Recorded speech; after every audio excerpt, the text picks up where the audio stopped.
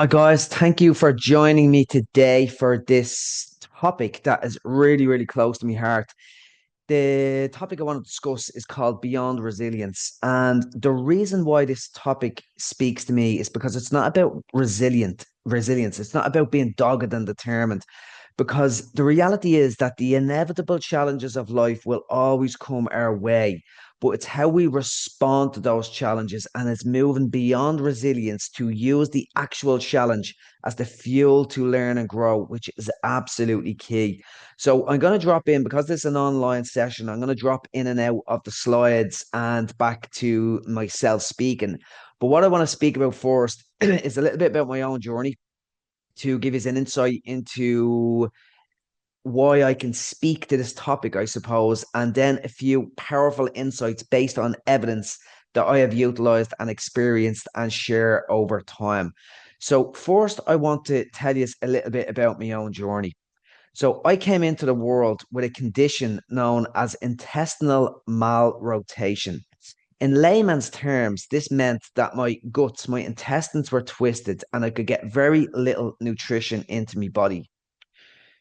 2 weeks into my young life, my mom knew that something was seriously wrong. I was the second of two kids at that stage.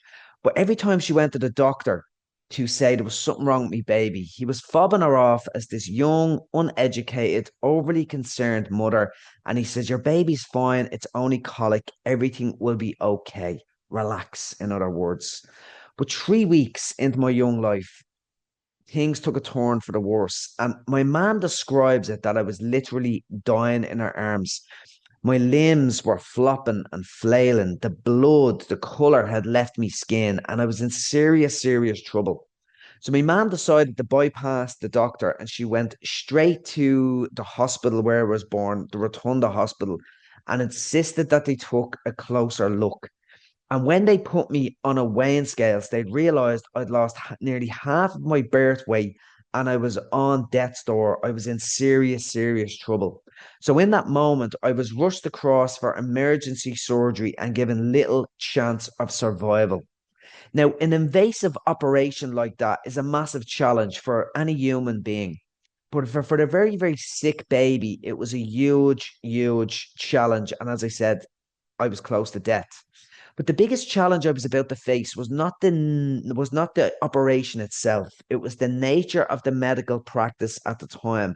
And people will find this quite shocking, especially mothers. But the reality is that prior to 1985, infants, including myself, did not get a general anesthetic when they went under the knife for surgery. What I have learned is that based on weak neurological evidence from the 1940s, that they didn't give infants a general anesthetic for several reasons. One of the reasons is that they didn't believe babies experience pain like normal adults. They got that very, very wrong. They also believed that the anesthetic, a general anesthetic, was too dangerous. We know they got that wrong as well. And anecdotally, they believed, sure, the babies are not going to remember the operation anyway. Now, obviously, I don't remember the operation, but what we know today about trauma is that the body keeps the score. Now, obviously, I don't remember that surgery, but as I said, the body keeps the score. That was a traumatic experience. And what happens, and this is how trauma works, and it doesn't have to be an operation, it doesn't have to be abuse that someone experiences. This could be trauma in terms of perceived abandonment, bullying, or verbal abuse over time. But trauma changes our biology. It leaves an imprint on our body, brain, and mind, and literally changes our biology. It's like a pathway from our brain into our biology, into our bodies, called the threat reflex system, goes from 4G to 5G and leaves a hyper amplified to look out for future threats. And the reality is that this is an evolutionary mechanism. This is evolution saying something really bad happened. It might happen again. So we need to be on a red alert. So this is what happens to many people. They are hyper vigilant, hypersensitive. And this was my experience. I literally turned into a fine tuned anxiety machine, constantly scanning the world for future threats and danger. But This sort of manifested itself as anxiety, panic attacks, fear, worry. I grew up with a phobic fear of my heartbeat, my breath, and my pulse. And throughout my childhood, I lived in fear and intense bodily agitation.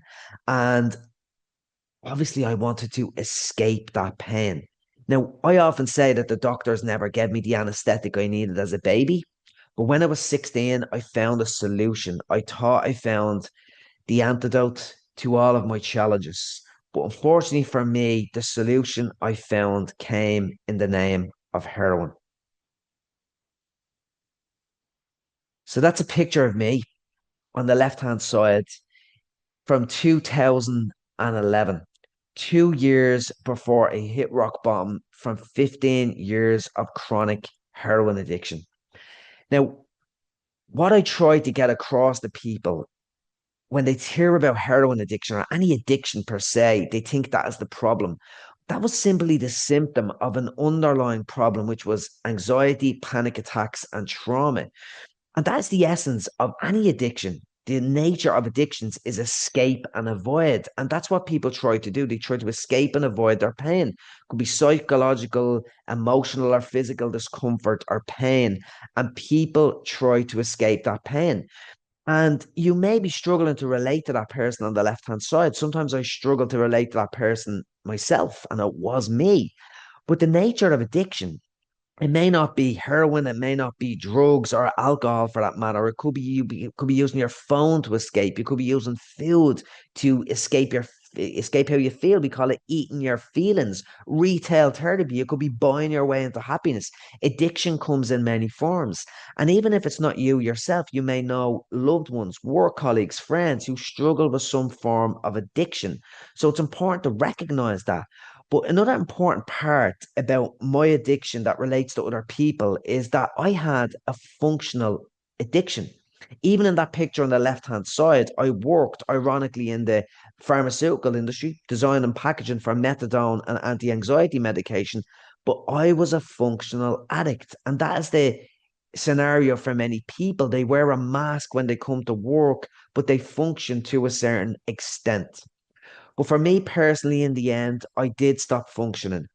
And in 2014, I had lost my job, I had lost my mind, I had lost my health, as you can clearly see there, and I had lost every important relationship in my life. I was now 45 years of age. I was on death's door. I had lost everything.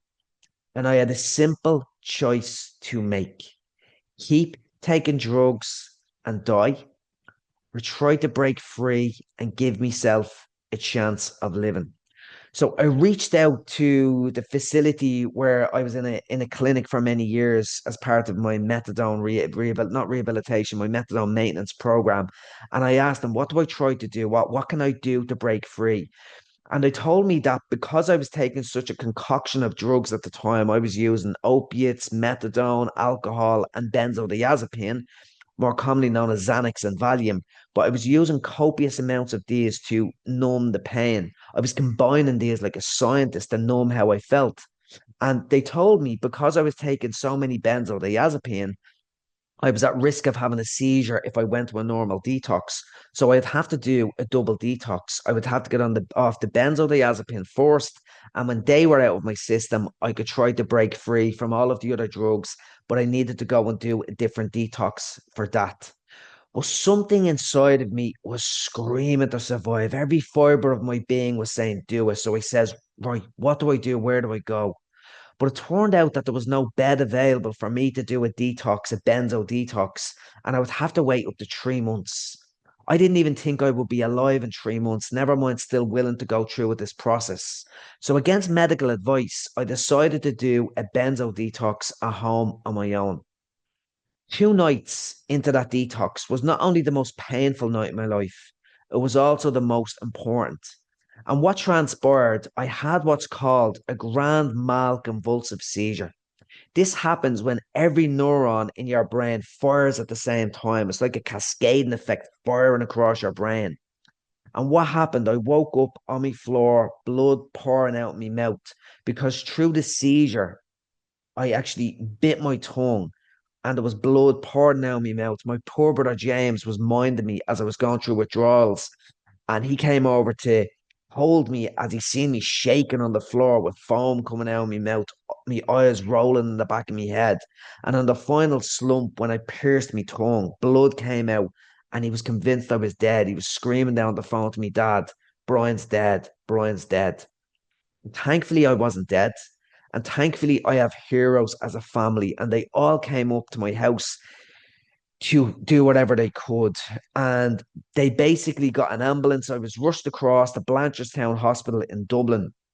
And yeah, my fight for survival, I suppose, was really, really beginning in that moment. And I've very few memories of those moments, I suppose, through the seizure and through everything that went on. That traumatic experience has sort of blocked my memories. But I vividly remember waking up in Blanchardstown Hospital later that night. And I was in a room on my own. I think it was about 2 or 3 in the morning. And that's when I really start having memories of those moments. And I remember lying on this trolley feeling absolutely broken. I was a shell of a human being, mentally, emotionally, and physically broken. And I would have done anything in that moment to escape how I felt emotionally, psychologically, and physically. I would have taken any amount of drugs because that's what I'd done traditionally to escape how I felt. But I could barely move. Never mind going getting drugs, and the doctor certainly weren't going to give me drugs. So with every bit of strength I could muster, I remember peeling myself up off the trolley, and I slumped forward with my legs dangling off the side. My elbows landed on my knees, and my face landed in my hands, and I was just staring at the wall, feeling sorry for myself. And I went into this kind of tunnel vision, just staring at the wall, and my eyes became fixated on this red fire extinguisher that was hanging on the wall. And for what seemed like an eternity, I was staring at this object when I had this bizarre realization, this scary realization that I didn't know what this object was. I knew I should have known what it was. I knew other people knew what it was. I knew I once knew what it was, but something was disconnected, something was broken. And I was trying to bring this object verbally to mind, but I couldn't grasp the concept or the word. And I began to panic, scrambling, looking around the room, and I realized I could not label my external environment. And I remember in that moment thinking, oh my God, that's brain damage. Game over. There is no coming back from this. And I just remember thinking, I can't do this anymore. I can't fight this anymore. Between the anxiety, the trauma, the addiction, the seizure, now I'm brain damaged. I can't do this anymore. I give up. I give in. And it wasn't a moment where I was saying I want to stop living, but I stopped fighting. I'd nothing left to give. And I lay back down on the trolley, waiting to be overwhelmed and consumed by panic and anxiety.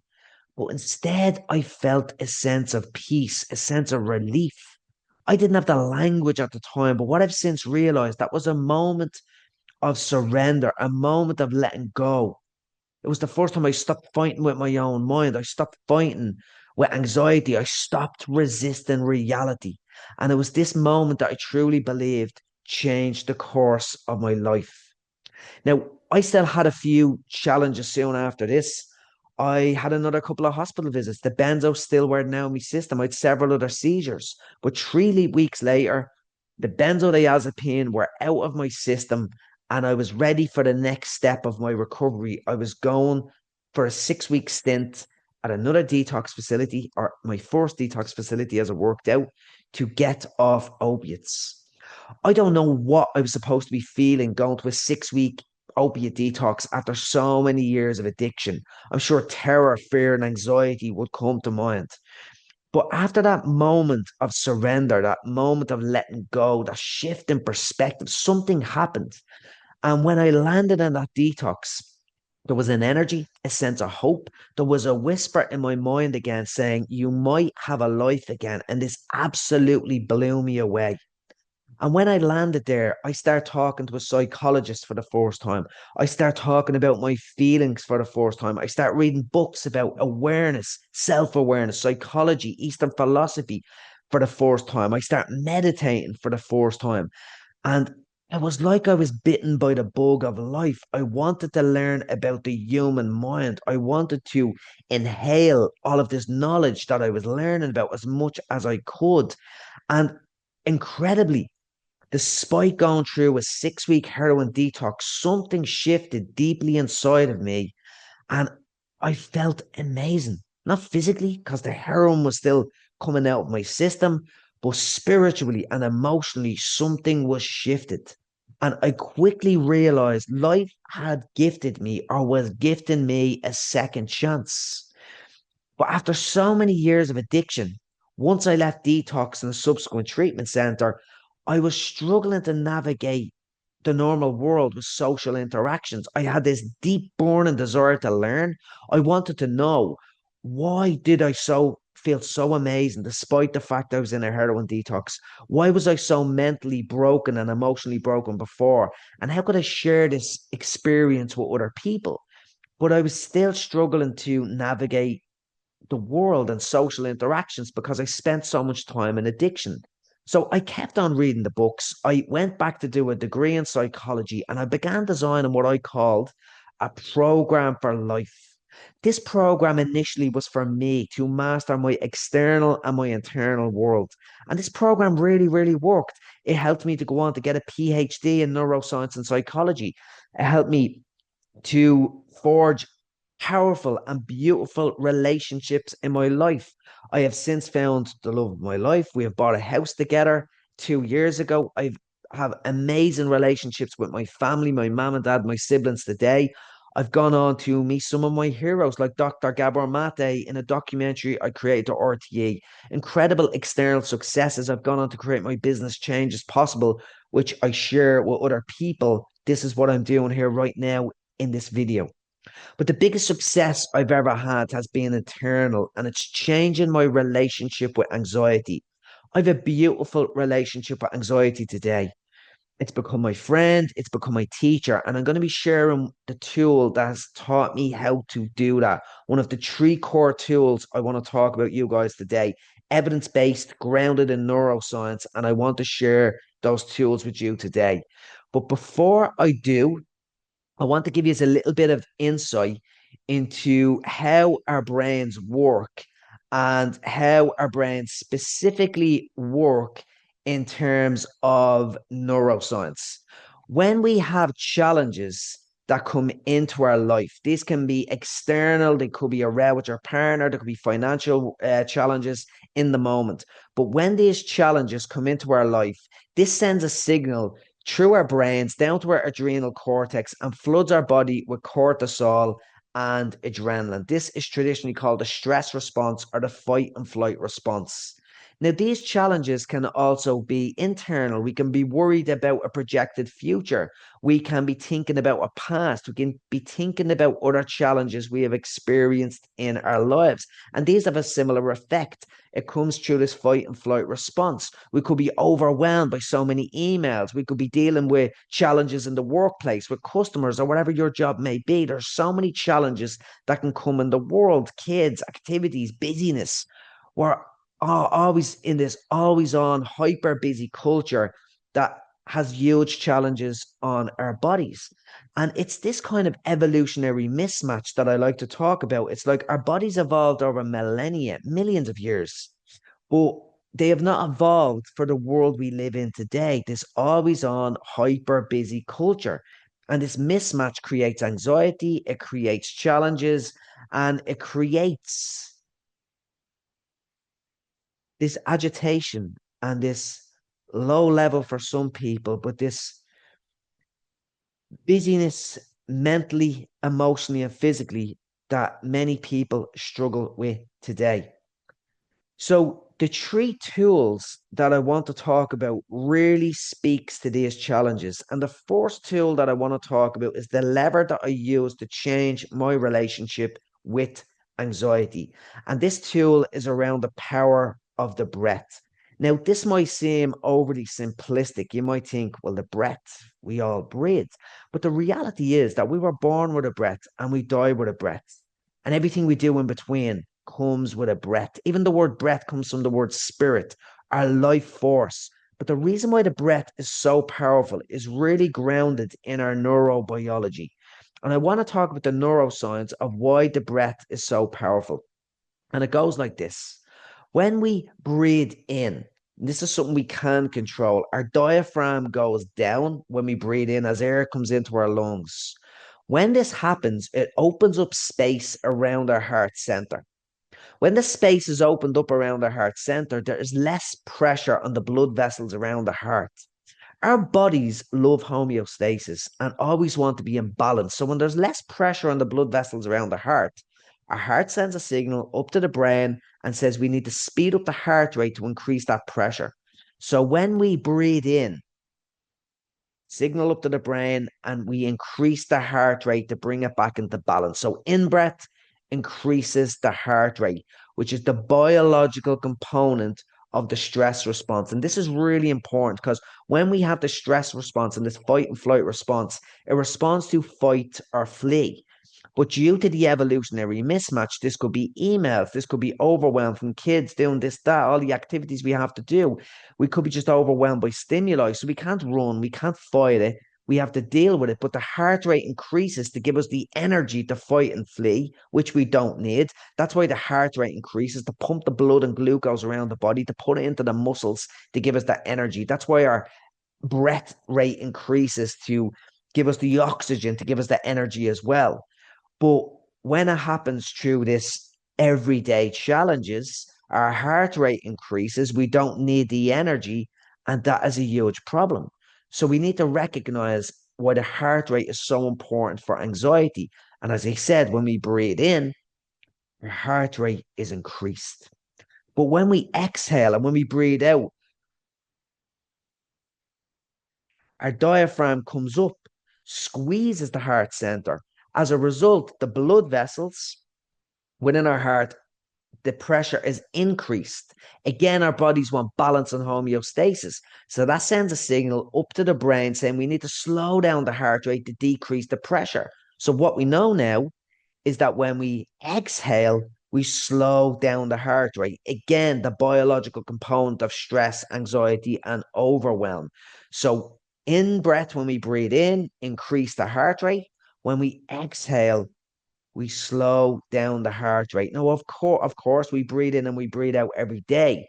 So what we have to do is we need to change the ratio of the in breath to the out breath. And this is absolutely key because when we increase the out breath in ratio to the in breath, we slow down the heart rate. Now, this could be something as simple as 4 seconds in through the nose, 4 seconds, and then out through the mouth.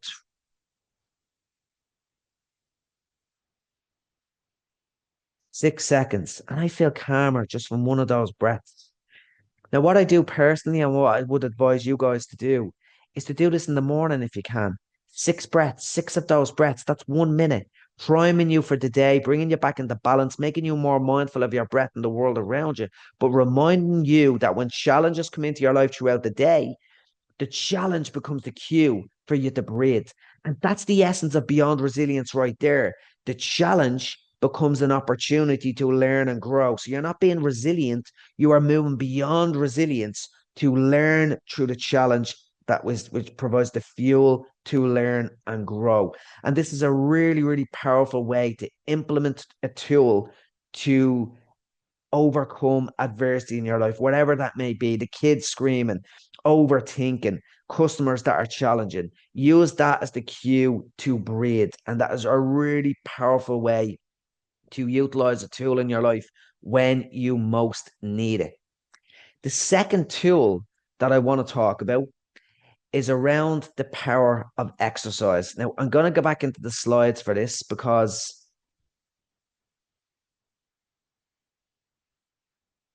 this will help you to understand it a little bit better. And I just have to go through the slides again. So Basically, one slide I want to share with you first. That's a picture of my brain in 2013. The slide on the right hand side is a picture of my brain in 2018. And this epitomizes this idea of change is possible. And as I said earlier, I emotionally changed my relationship with anxiety. But what these scans showed that I objectively changed my relationship with anxiety. I literally reduced some of the brain matter within my brain associated with anxiety. The one on the left, finely tuned anxiety machine. The one on the right, someone calm, someone who is beyond resilient, uses the challenges as fuel for growth. And it was that lever of the breath that provided the key strategy for me to change my relationship with anxiety that opened up the space for everything in my life to change. And something I want to say here is that if this is new information, or the other two tools I talk about is new information, that's knowledge and that's great. But knowledge is not where the game is played. The game is played in action. So, what big takeaway I'd like you to take away from this and implement as an ask from me is to act on one, if not all, of the tools that I speak about today. They're all simple, they're all practical. There's no magic wand. They're just powerful tools that we forget to use. And the first one that I talked about is the breath. That's how we make our brains work for us. The second one I want to talk about is exercise, movement. And really, again, tapping into this idea of beyond resilience. You can use exercise before challenges come into your life. And it's a great way to prepare your body for so many challenges. I'm going to explain that in a moment. But exercise is a great mechanism. If you feel overwhelmed, if you feel stressed, go for a walk, go for a run, walk the dog, do a few burpees or push ups on the spot. Because movement is so powerful. Motion drives emotion. We can take action to change how we feel instead of letting the world pull us around and act in a certain way because something happened. I feel this way, I'm going to do this. I feel sad, I'm going to drink. No, act your way into feeling better instead. I feel a bit overwhelmed, a bit sad, I'm going to go for a run. You will feel better after it. And the reality is, if exercise was a drug, we would actually say it's too good to be true. Not only does it keep us healthy and help us to live longer, it makes us smarter and happier too. And I'm going to explain why. But it's also, as I said, a remedy for real time and preemptive stress. Again, like beyond resilience, you can use the challenge as the cue to exercise. That is that idea of beyond resilience. But I want to talk about a couple of components of why exercise is so powerful. First of all, your physical health. It makes your body stronger. It literally helps diabetes, cancer, neurodegenerative diseases, and cardiovascular health. They're the four things that kill people. It also increases your VO2, which is your efficiency of creating, putting oxygen through your body, which is the biggest predictor of not lifespan. It's great to live longer, but most people are actually dying longer. We want to have a good health span. We want to live longer in a healthy way. And exercise is great for that, for your physical health, not to live longer, not to die longer, to live longer. The second component, it is so brilliant for your immune system health, and it increases your blood flow. You have better transporters around the body, better at fighting, better at fighting um, challenges, viruses, problems that come into your body, basically. It also reduces inflammation and increases anti-inflammatory response. But a great thing about exercise is that it fights inflammation at a more natural level and increases the amount of serotonin within the brain. And more on that now in a few minutes. So it really boosts your immune system. It increases your energy, and energy is one of my core values. And this is really important. And I touched on it there a few moments ago with VO2 max. People often say they're too tired for exercise, but exercise actually gives us energy because your mitochondria are cells within our bodies that create energy. And when you exercise, especially when you get your heart rate up, there's a process in the body called mitophagy. And it basically gobbles up and recycles that bad cells within your body to create more healthier mitochondrial cells to increase the efficiency of the energy throughout your body. And as I said, that's the predictor of physical health through that VO2 max, which is basically a measure of the amount of oxygen you can pump into your muscles while you exercise. So it increases your energy, which the more energy you have, the more energy you can give the world. It is such an important value that we should have in life. The fourth one I want to talk about is that exercise actually makes you smarter, and lots of people don't know this. When we exercise, we actually release these growth hormones called brain derived neurotropic factors. It increases the dendritic and synaptic connections in our brains. This is what drives neuroplasticity. This is why my brain changed. What you could see there in a few slides ago, it changes your brain. So when you are learning stuff and exercise as well, you create these extra growth factors and you learn quicker. Your memory will be better. Your reaction time will be better. You will actually be smarter as a result. But it also staves off neurodegenerative disorders. And there was a beautiful 40-year study up in Sweden one time that monitored people over 40 years with neurodegenerative diseases. And what they found was that people with Alzheimer's versus people with Alzheimer's, one group exercised, one group didn't. The group that exercised staved off Alzheimer's symptoms for 9 years. It was like they didn't have Alzheimer's because they exercised, because those synaptic connections and that dendritic and neuroplastic growth protected them from Alzheimer's. So it makes you smarter and more protective of your brain for other neurodegenerative diseases going forward. But the one thing I really want to touch on more so with exercise in terms of this talk today is this idea around our mental health. It helps us to build mental resilience, but it helps us to move beyond resilience mentally. And the reason why this happens, especially when we get our heart rate up, is when we exercise, where you release more of a neurotransmitter called serotonin. It also fights that inflammation at a more natural level, and as a result, increases more serotonin, but creates these neuroprotective factors. Whereas people that have stress and don't exercise, there is neurotoxins released in their brain, which has huge associations with mental health challenges. But the last thing I want to say around mental health is that some people say that exercise is good for your mental health. And yes, it is. But sometimes we have that a bit backwards. The reality is that being sedentary, not exercising in your life can be cause or a factor with mental health challenges because we evolved over time to hunt, forage, and move. And when we are not doing that, we are not fulfilling the evolutionary drive that our bodies evolved to do. And this can cause other challenges in our lives. So there's so many factors around exercise. But again, to remember from a beyond resilience perspective, we can do this when challenges arise, but we can also do it preemptively when before the challenges come into our lives. So exercise hugely powerful. The last tool that I want to talk about is a visualization technique. But first, I want to share a little story from my own life. That is a picture from me on stage in October 2024. I was creating a documentary that was on RT called Hooked. It's around addiction. And as part of that documentary, they wanted to have me talking on stage. So I was at the Helix. That was my own show in the Helix. And it was actually called, similar to what I'm talking about today, there is no magic wand, only powerful tools we forget to use. The first tool is the breath. The second tool is movement. They're two of the most powerful tools. The second one is around connection. But why I want to talk about this scene that happened with myself. That is me on stage in front of 1,000 people. The cameras are rolling. Before this event, I had never forgot my words on stage in my life. But this event was the first event that my mum came to see me speak. And what transpired when I was talking about the trauma in my life, I could see my family there. I think the stress response kicked in. And when the stress response kicks in, as I said, our heart rate increases, our lungs produce more oxygen, so our breathing increases, our liver produces more glycogen to give us that energy. But our bodies have evolved to think, oh, we don't need to think right now. We need to shut you down, the brain, because we need to run or fight.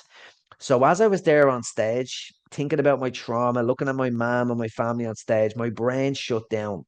Now, I have sort of had experience. I know the neuroscientific underpinnings of this. So I says, right, just take a breath. It'll come back to you. It'll turn back on. But I was walking on stage, waiting for my brain to turn back on, but I had lost the thread and it wasn't coming back. Now, thankfully, a friend in the audience shouted up, "Take five, Brian." And I says, "Thanks, John. I'm going to do just that." And I walk backstage and I start taking a breath. I start breathing and I could remember me lines. And the first tool I talked about, the power of the breath, was working.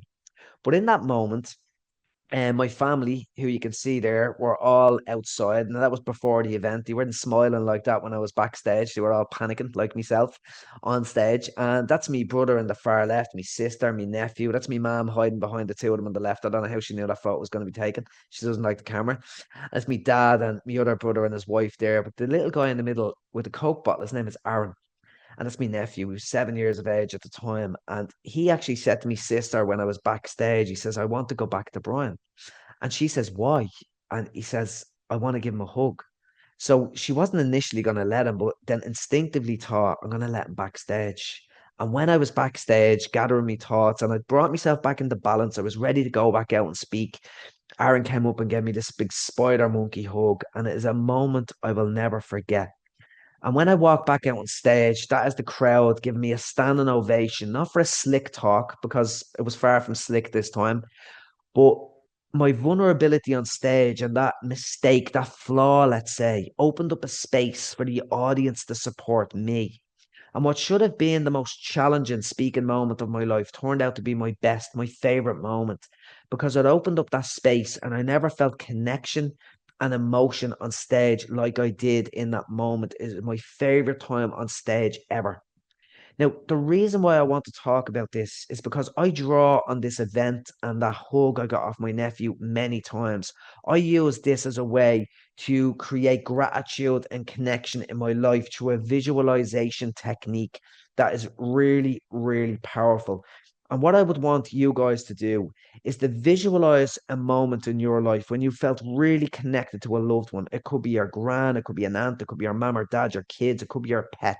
But when you felt love, when you felt a lot of emotion, think of that moment, visualize that moment, embody that moment, smell it, feel it. What was it really like?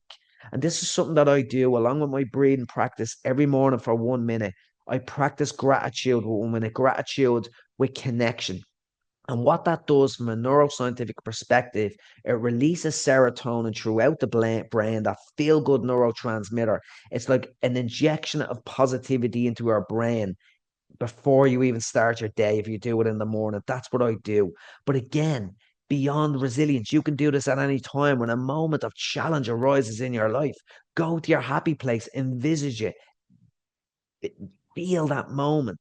What did it feel like? What did it smell like? And you can use this when challenges arise, or like me, you can also use it in the morning as well to set yourself up for the day. It's a really, really powerful way to start your day or to use when challenges come into your life.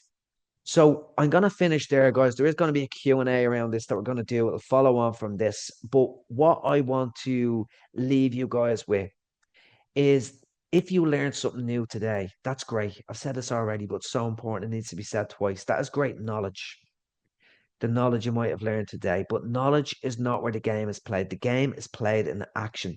So whether it's the breath, whether it's movement, whether it's gratitude and connection, whatever it is for you, hold on to that dearly and action that in your life, because that's where change happens. There is no magic wand, only powerful tools we forget to use. And the three, as I've talked about today, are super simple: breathe, move, connect. Use these preemptively or use them when challenges arise. And what you can become is beyond resilience. And when the inevitable difficulties of life arise, you can use those as fuel to learn and grow. Thank you.